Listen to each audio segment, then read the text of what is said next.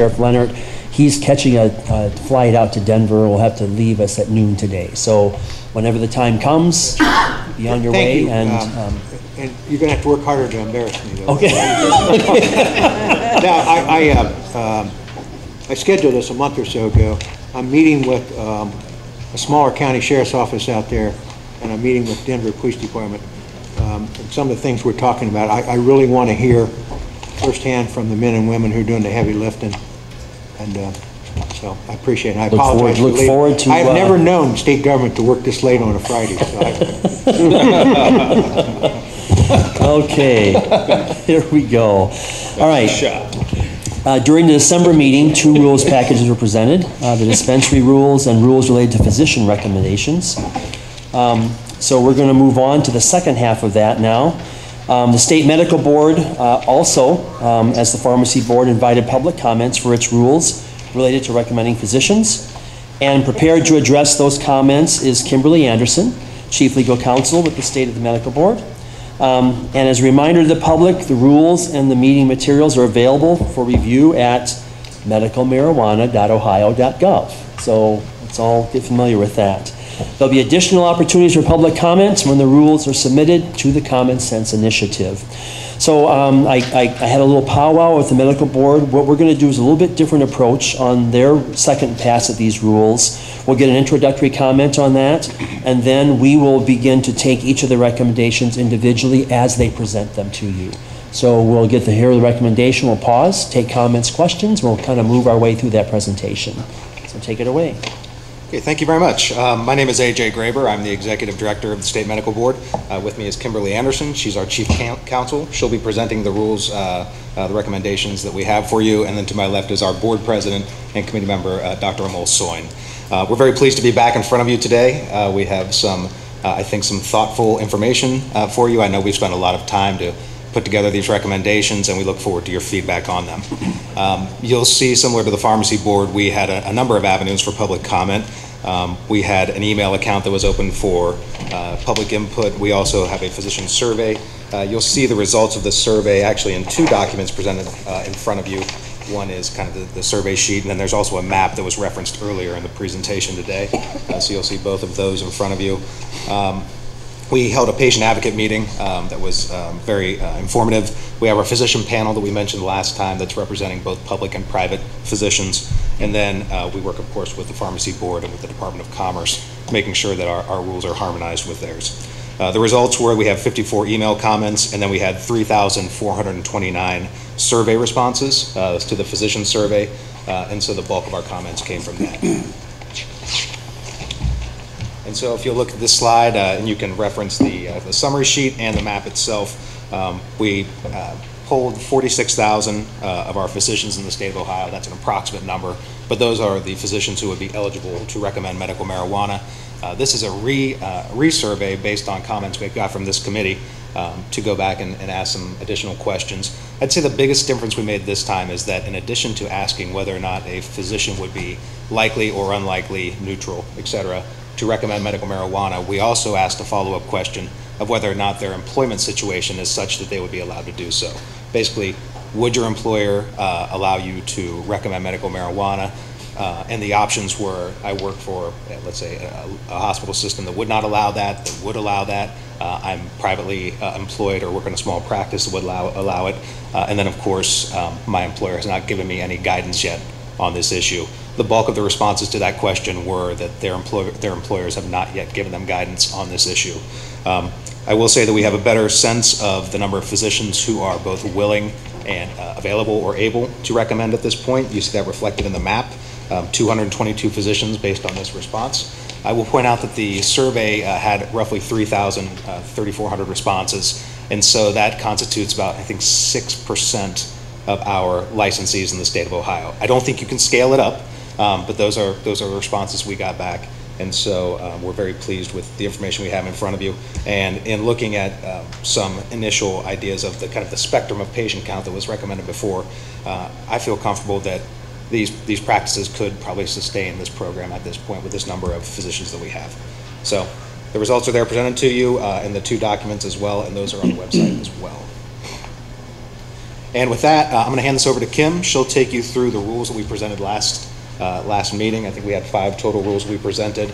And so 3 we'll have some discussion around, and then 2 we did not have comments. So. I can share a comment with you about your response with the hospitals not giving direction yet, or the employers, those physicians that are.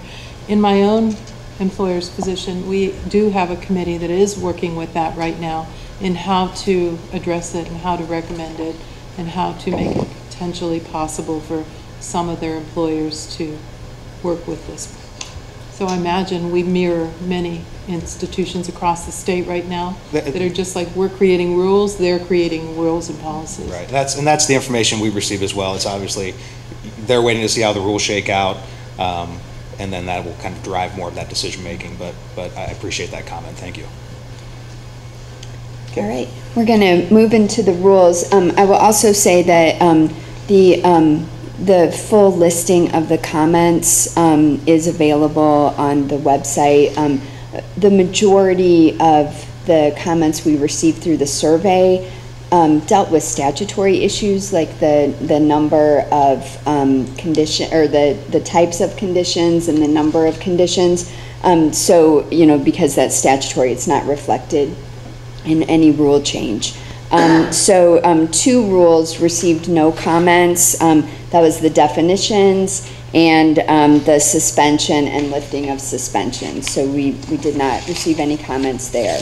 The first rule that we received comments on was the licensure rule, the eligibility, and the licensure and renewal.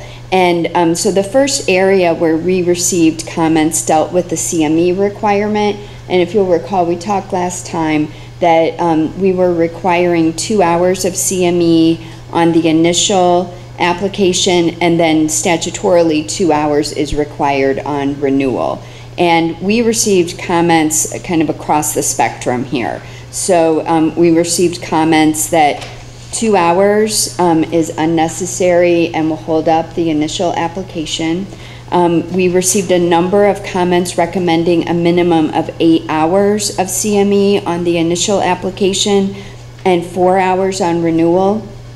You'll also recall that the way that our CME process works is that the board recognizes courses that are approved by the Ohio State Medical Association and the Ohio Osteopathic Medical Association, and there was a comment that that's an impediment to having the courses approved. So those were the kind of a summary of the comments that we received.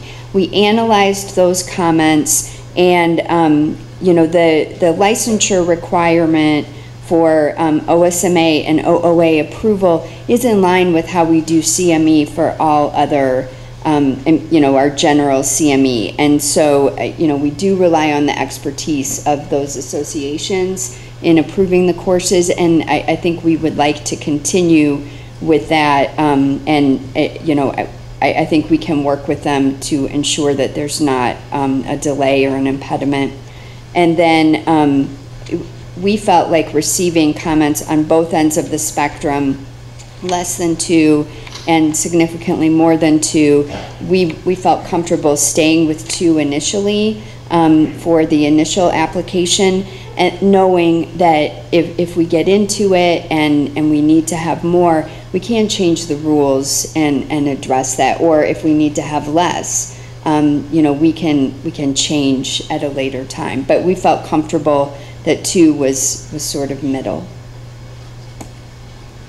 And we'll pause. Any comments on that, Marcy? Yes, Chairman, Ms. Anderson. Marijuana used as medicine has little to no research on it, and we know and believe that research should be coming because of how it's rolling out in the United States. It should be coming, and we're certainly strong advocates that it will be. 2 hours barely gets a person in the room to introduce the actual premise without getting into the heart of what's happening. Because we don't have any research or knowledge on it, this is a really interesting area that could cause, which I go back to, is first do no harm. And how do you know if you do no harm if you're not keeping up with the the research that comes in. I mean, every day I spend literally at my desk probably 2 hours looking at new information that's coming in, and I'm not going to be treating patients. So I'm very concerned about the 2 hours, that it's not giving the doctors what they need to treat the people properly. I'll just comment on that. I mean, you know, first of all, we're trying not to create a barrier to entry, you know, and trying to balance that with physician time. But more importantly, while I realize there's not a lot of research within the scope of marijuana, there is a lot of research on the allowed conditions. And I think that there's a lot of education we can do within those 2 hours on the allowed conditions. In addition to, we know some properties of marijuana, right? And we know properties of existing pharmaceutical agents. So I think there's a lot of value in drug-to-drug interaction that can be taught. And, you know, 2 hours of CME, what that would really refer to as an actual 2 hours of, you know, discussion, you know, not necessarily like, you know, I see what your point about sometimes time is wasted within 2 hours, but when you look at these CME programs, I mean, it is a dedicated 2 hours of educational activity there, so. So a comment on the 2 hours, I want to echo your comments that you're trying to balance multiple different needs and desires. I would concur with the 2 hours as reasonable. I look at the CME requirements for my license on the other side of that and know that in order to stay up to date and current with what I'm doing, I have a vast amount more time and energy than what the minimum requirements are, and I would expect that folks who are recommending this would also do that as well. And one question, does the 2 hour CME, is that going to also count towards your license CME as well? Yes, it will be part of your 40 hours category 1. And that's part of the reason why sticking with the standard process of credentialing by the OSMA or OOA is important. That was going to be my second comment. I think you do have to have a body to adjudicate what counts as reasonable CME, and using the current process for that makes eminent sense instead of recreating a whole separate new process. Go ahead. No, I'd actually like to mirror Jerry's comments. I certainly support your recommendation for 2 CME hours. I think that's more than adequate, really. If you get to the meat of the matter, you don't need to get into mechanisms or, you know, preclinical research. It's more or less just like, here are the diseases, here's how you might approach it. We think it's safe, it's possibly effective, now go find out for us. 2 hours is plenty to give the physicians the knowledge they need to have to just start, which is what this is all about. If it works, they're going to come back and get more education. Tony? How many hours of addiction training, I guess, do you need a year? There's no set amount. You know, for physicians who do Suboxone prescribing, I believe there's initially an 8-hour course to get that X waiver. And for pain management clinics, there is, and I'm blanking on the number, it's a small amount, 5 hours, I believe. Are you referring to like the Board of Pharmacy? Yeah, the pain management. Do you know that, Aaron, off the top of your head? I don't know off the top of my head because I do so much pain CME. I always know I'm above it. But right, and there is a small component of addiction CME that is required with that. I want to say it's 5 hours every 2 years, but I could be totally wrong on that. It's not a huge amount. And I don't think there's any other requirement for addiction CME that I'm aware of. Okay. Okay, we good? Okay, let's advance. Thank you. We are still on our licensure rule, and you will recall that the language used our existing licensure language and allowed the board to investigate application materials. And the comment we received is that it will hold up the application and deter physician participation. You know, we do need the ability to investigate if we need to. With that being said, we also have worked with our licensure department. We're already starting to work about, you know, how does this look? How can we make it as seamless as possible for the licensure process? And AJ has some information on a time study that we've done around that we wanted to share as part of this. Right, so we looked at the components of what we're considering as part of the review of the application. There's no background check. That tends to be one of the longer delays in our licensure process. And in looking at the other components, it's more of an attestation on the behalf of the physician. And so if an application comes back, what we would say clean, so no issues, no problems, we can likely have them turned around and ready for review by the board within 1 to 2 days. Understand the board then has to meet and ratify the license, and that happens once a month. The nice thing is we're implementing a new system, an e-licensing system for our physicians. This will be, for lack of a better term, bolted onto that license. It's a very transparent system. It's much like any user account online. A licensee can go in and check the status of their application. If they're missing information or if there's an issue, they can see virtually in real time what those problems are. So we think that the process is going to be fairly straightforward and seamless and certainly transparent. So we don't really have the concerns of that are expressed by this comment. Did I hear that you say that the board has to approve each one of these? Yes. The board currently has to approve all of our licenses. They do that, you know, as part of the board meeting. So depending on when the application came in, it could necessarily take 30 days just to go. Right. Comments there? I see your recommendation is to leave it as is.